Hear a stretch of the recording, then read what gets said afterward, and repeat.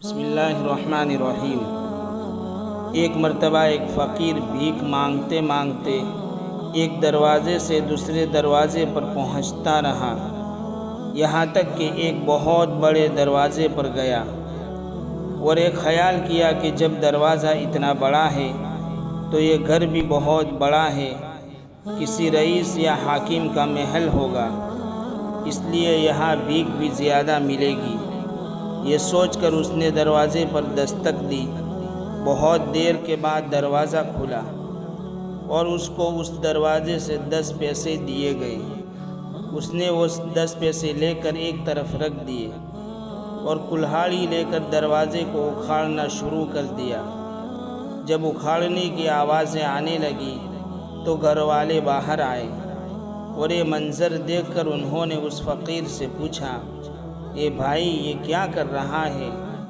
کیوں دروازہ اکھاڑ رہا ہے؟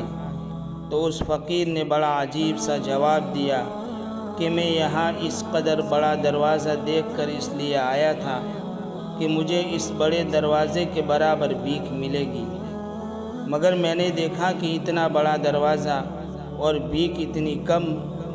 اب میں یہ چاہتا ہوں کہ میری بھیک جتنی ہے یہ دروازہ بھی اتنا ہی ہو جائے، یا پھر میری بھیک بھی اس بڑے دروازے کے برابر کر دو۔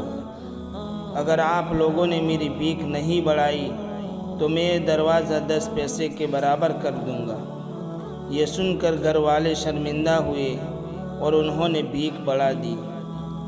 اس واقعے سے ہمیں یہ سبق ملتا ہے کہ اگر اللہ تعالیٰ بندوں کی حیثیت دیکھ کر ان کو دیتا تو ان کی یعنی بندوں کی حیثیت ہی کیا ہے، لہذا بہت ہی کم بندوں کو ملتا۔